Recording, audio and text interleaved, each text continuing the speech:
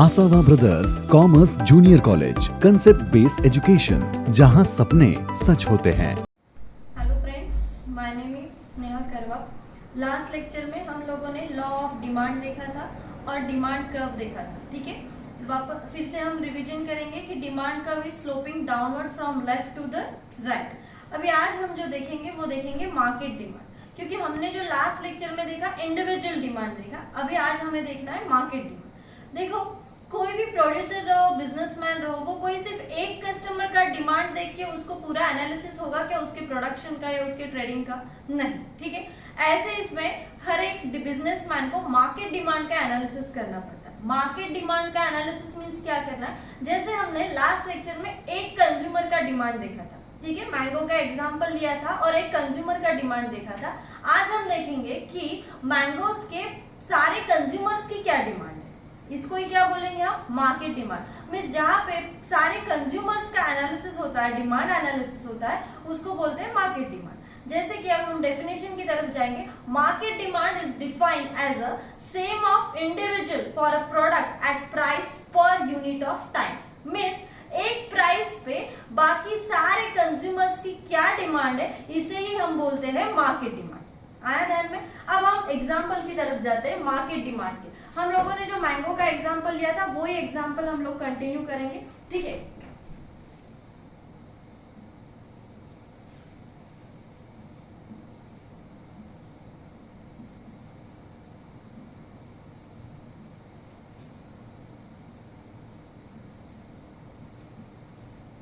Price हम लोगों ने लिए 180, 70, 50 रुपीज पर केजी।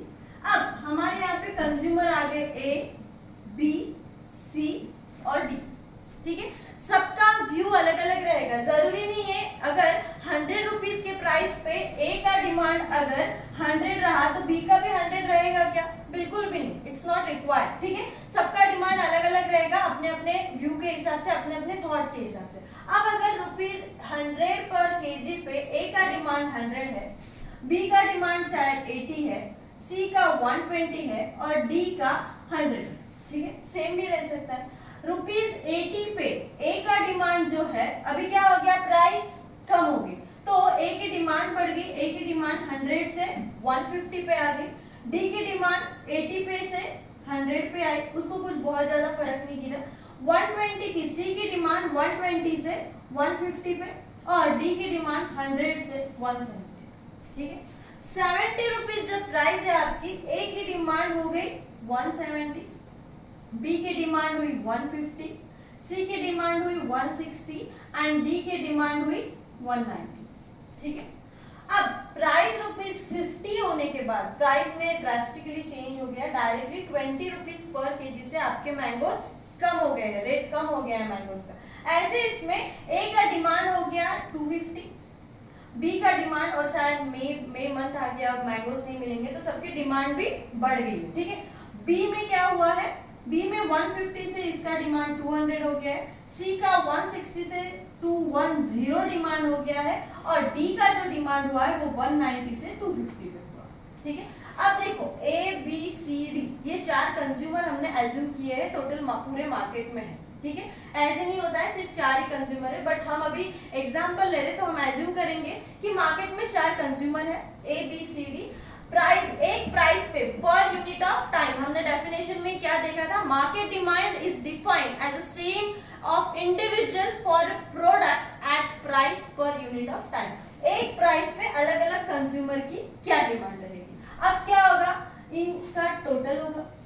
ठीक है, 100 प्लस 80, 180 प्लस 120, इतना जो भी इनका डिमांड रहेगा,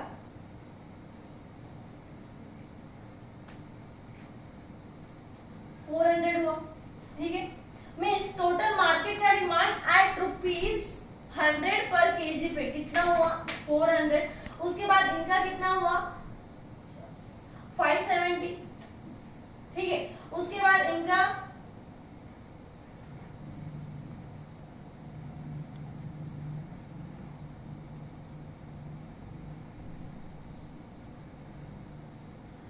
कितना हुआ?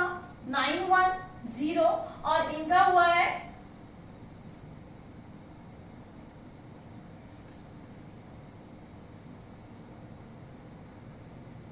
ठीक है 670 आया ध्यान में। अब देखो कितना हुआ है डिमांड, टोटल 100 रुपीज प्राइस पे आपका मार्केट डिमांड है 400, 80 रुपीज प्राइस पे 570, 70 रुपीज प्राइस पे 670 एंड 50 रुपीज प्राइस पर पे 910। ठीक है, तो ये जो आपकी टोटल जो आई है वो आपकी क्या हो गई, मार्केट डिमांड। आया ध्यान में, इसको ही क्या बोलोगे आप, मार्केट डिमांड। आ गया ध्यान में। अब हम इसको डायग्राम के थ्रू देखेंगे। डायग्राम में देखो आप कंज्यूमर वाइज भी जा सकते हो या टोटली जा सकते हो। ठीक है, तो हम टोटली लेंगे। अब प्राइस तो हमारी सेम है जैसे इंडिविजुअल में थी, 50, 70, 80, 100। ठीक है, और यहाँ पे आपकी क्वांटिटी ऑफ डिमांड 400, 570, 670 और 910। देखो 50 रुपीज प्राइस है तो आपकी डिमांड कितनी है, 910, 70 पे 670, 80 पे 570 एंड 100 पे 490। तो फिर से आपका डिमांड कर्व क्या है, sloping downward from left to the right. आया ध्यान में। देखो तो अभी आप बोल सकते हो कि market demand curve also sloping downward from left to the right like a individual demand curve. ठीक है, तो इंडिविजुअल डिमांड कर्व और मार्केट डिमांड कर्व दोनों डिमांड कर्व डाउनवर्ड ही स्लोपिंग होते हैं from left to the right. दोनों में डिमांड कर्व में कोई डिफरेंस नहीं है, बट एक ही है, मार्केट डिमांड और इंडिविजुअल डिमांड में डिफरेंस क्या रहेगा, इंडिविजुअल डिमांड में सिर्फ हम एक कंज्यूमर का लेंगे डिमांड एनालिसिस और मार्केट में ऑल कंज्यूमर्स का एनालिसिस करेंगे। इसको ही हम बोलते हैं मार्केट डिमांड कर्व। फिर से देखो, market demand is defined as the same of individual for a product at price per unit of time. Market demand curve is sloping downward from left to the right due to the inverse relationship between price and quantity demanded. ठीक है, ये क्या हो गया, inverse relationship between price and quantity demanded. आ गया ध्यान में, क्योंकि देखो हम लोगों ने देखा है मार्केट डिमांड कर्व में भी सेम वही इफेक्ट है। प्राइस अगर if price is increases demand is decreases and if price is decreases demand is increases. इसलिए यहाँ का भी डिमांड कर्व क्या रहेगा आपका, sloping downward from left to the right. यहाँ पे हमारा मार्केट डिमांड का जो शेड्यूल था वो पूरा खत्म हो जाता है।